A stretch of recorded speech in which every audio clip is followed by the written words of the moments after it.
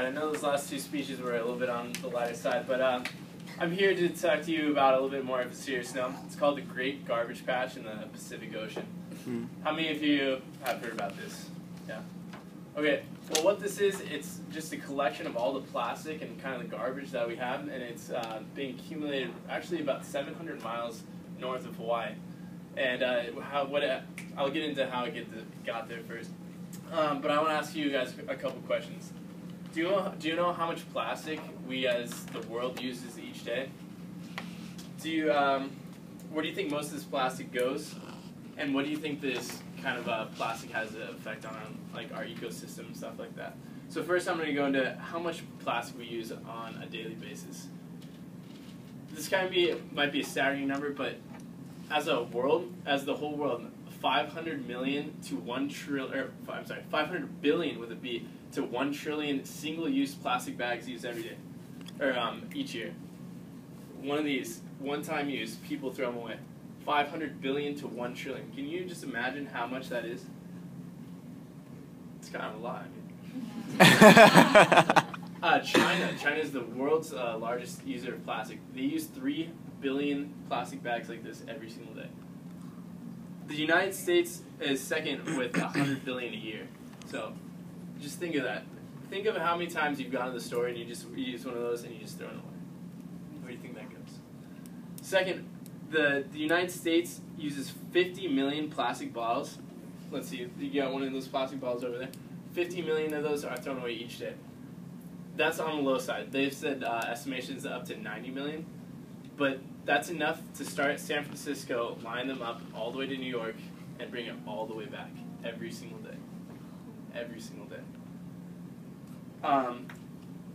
Let's see, And we're moving on, where do you think all these plastic bottles go? According to the United Nations, 10% of the plastic produced every year will end up in the ocean. I mean, that 10% doesn't sound like a lot, but I just told you about the 500 billion to 1 trillion. That's a ridiculous amount that's ending up in our oceans.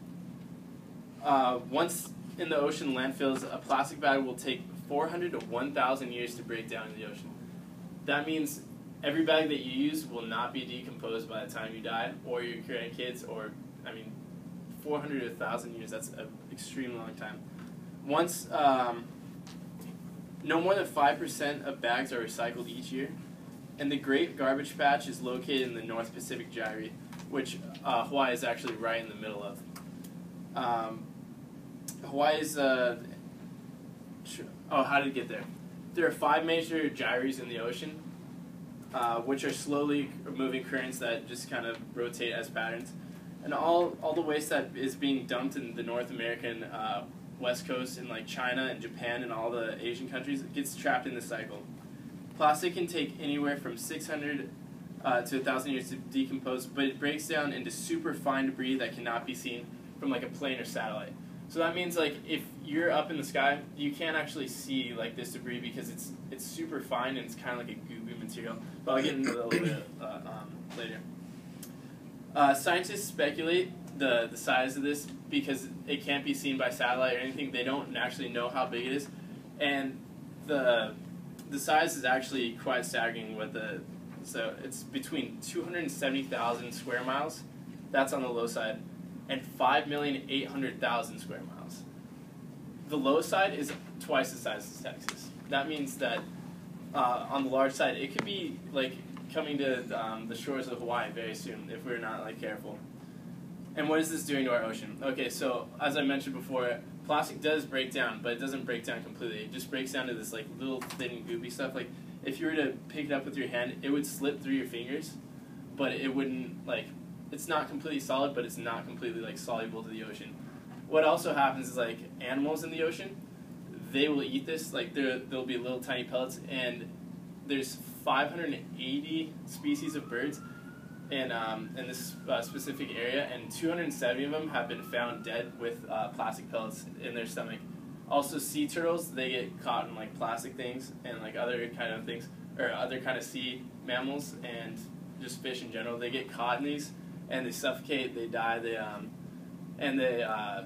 just kind of mistake it for their food. I mean, animals are not the smartest things in the world. They can't tell the difference between a little pellet and a fish egg, and not only does it harm our ecosystem, it's going to be making our way to our dinner table. So if we're fishing all these mass fishing all these animals and they have plastic in their stomachs, do you think that that plastic just magically disappears? No, you're going to be eating it. You're going to be getting all those carcinogens, and you're going to be feeling the effects eventually. I'm not saying that all of our fish are contaminated, but I mean, soon they might be because there's a ton of things out there. Despite the fact that only 0.05% of plastic pieces from surface waters are not pellets, they comprise of 70% of the plastic eaten by seabirds. So in conclusion, I just want you to just think of all these plastic bags that you're using. I'm not saying that you have to stop using plastic in general because, I mean, plastic is really convenient. But I'm just thinking, like, this is a single-use bag. Whenever you go to the store and you get these, don't throw them away. Just kind of, I have a closet full of these, and Safeway takes them back. Like, you can just throw them all back. It doesn't take any time. Just thinks of, like, you have to just think of it. Throw those little plastic bottles away in the recyclables, and just think twice before you start throwing things on the ground because it's going to find its way to the ocean, and it's also going to probably find its way back into your body. Thank you.